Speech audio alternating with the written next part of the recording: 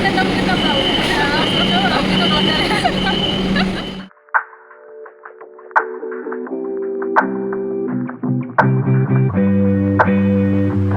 Hello, it's me Madhuri. तो welcome back to my channel. इस बार मैं आप सबको लेकर आई हूँ लद्दाख सीरीज़ में और मेरा पहला दिन होने वाला है लेह के अंदर। तो आप बने रहिए मेरे इस वीडियो पर।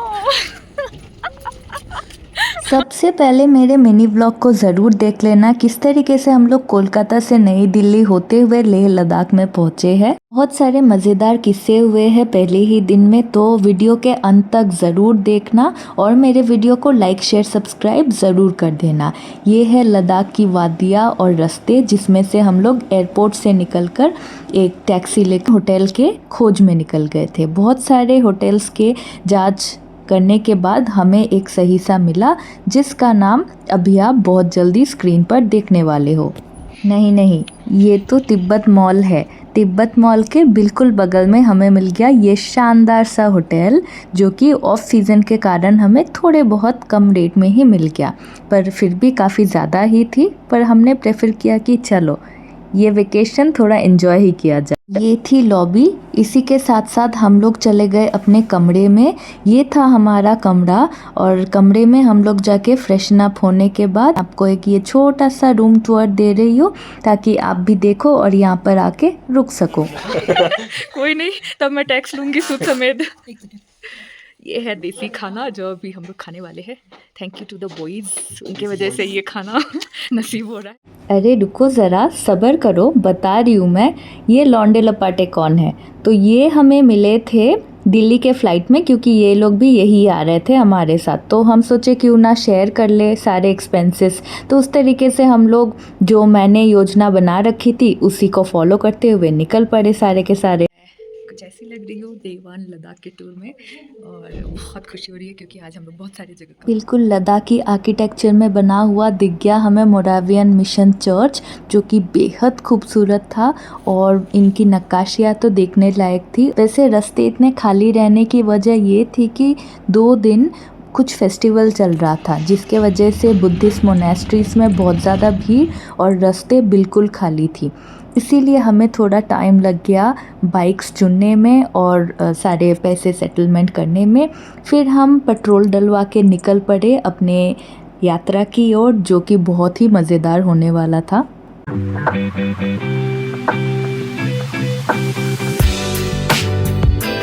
लेह के नॉर्थ ईस्ट में लेह मनाली वाली हाईवे है, जिस पे से हम लोग चले गए और पहुंच गए गुपुक व्यू पॉइंट में, जो कि 12 किलोमीटर से भी अधिक दूरी पर है और ठंडी बहुत ज़्यादा थी उस इलाके पर। प्लान तो लद्दाख आने की हमारी ऐसे बनी जैसे कि हम कोई किराने के दुकान पर जा रहे हो, तो जिस वजह से इतनी ठंडी के कपड़े उपड़े तो ले लिए, पर दस्ताने वगैरह उतने नहीं थे जिस हिसाब से होना चाहिए। पर हम उस ठंड का मज़ा भी उठा रहे थे। लद्दाख के कितने हाई पॉइंट में है अभी, ये देखो बहुत मज़े आ रहे हैं यहाँ पर। हर एक किलोमीटर में लैंडस्केप बिल्कुल चेंज हो रही है। मेरा मुंह फिलहाल जमा हुआ है तो प्रॉपर्ली बात नहीं निकल रही है। मुझे तो ये नहीं पता कि आगे जैसे ही चलेंगे तो मेरा क्या हाल होने वाला है। इसके बाद हम रुकते रुकाते बीच में स्नैक्स वगैरह खाते हुए निकल पड़े संगम वैली के लिए। और मैं इस तरीके से उल्टे बाइक पर भी बैठी क्योंकि हम लोग एक दूसरे का फ़ोटो वोटो निकाल रहे थे, वीडियो कर रहे थे, बड़े मज़े आए। लद्दाख आने से पहले आप अपना ऑनलाइन परमिट बनाना मत भूलना, क्योंकि हमारी भी चेकिंग वहीं पर हुई थी।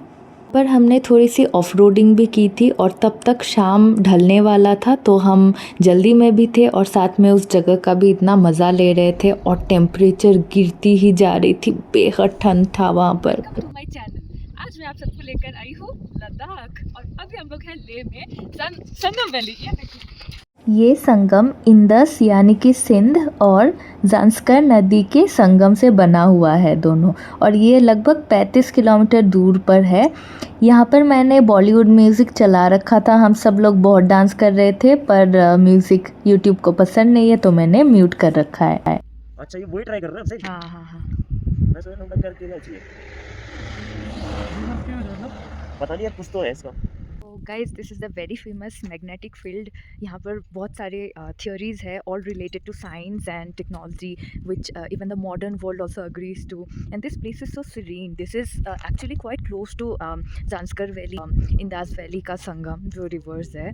और while you come back you will find this place. There are no human beings at all, only the few handful of tourist that has come for this. यहाँ की सारी व्हीकल्स उल्टे पाँव अपने बॉक्स के अंदर जाके खुद ब खुद पार्क हो जाते हैं। तो ये रिवर्स में चलती है और कैसे होता है किसी को नहीं पता। फिर इन हाईवेज में से आते हुए ठंड इतनी ज़बरदस्त लग रही थी कि हाथ फैलाना या फिर मोबाइल ऑन या ऑफ़ करना भी बहुत ही दिक्कत हो जा रही थी।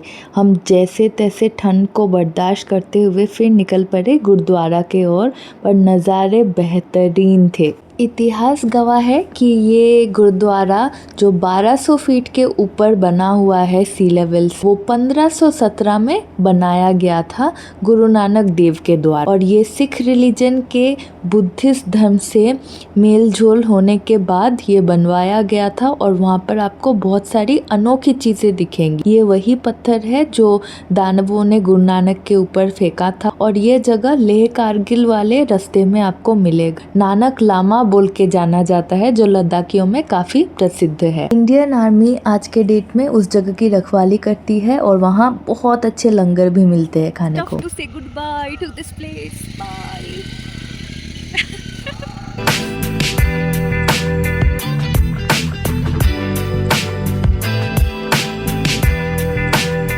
पितुक मोनेस्ट्री या गोम्पा जिसे लद्दाखी भाषा में कहा जाता है, और ये काली माता मंदिर, ये 6 किलोमीटर शहर से दूर है और ये लेह कारगिल श्रीनगर वाले हाईवे पे पड़ता है। ये 100 मीटर की यहाँ की लिंक होती है रास्तों से। और यहाँ पर एक वक्त पर फेस्टिवल भी मनाया जाता है। ये एरियल व्यू ऊपर से जो लद्दाखी आर्किटेक्चर, चारों तरफ घर वगैरह दिखते हैं, वो बेहद खूबसूरत होता है। अगले गंतव्य में घुसने के लिए आपको 25 रुपये की टिकट कटवानी पड़ती है, क्योंकि ये एक म्यूज़ियम जैसा है और ऑफ सीज़न होने के कारण ये उस वक्त पे ये बंद था। हॉल ऑफ फेम में ऑपरेशन विजय की documentary light and sound show के थ्रू दिखाया भी जाता है। अगली पर्यटक स्थल थी शांति स्तूपा, जहाँ पर बहुत सारे बर्फ़ जमे हुए थे और रात की -20 डिग्री वाले टेम्परेचर में बहुत ही बेचैनी हो रही थी। So tired. So cold. Look at my nose.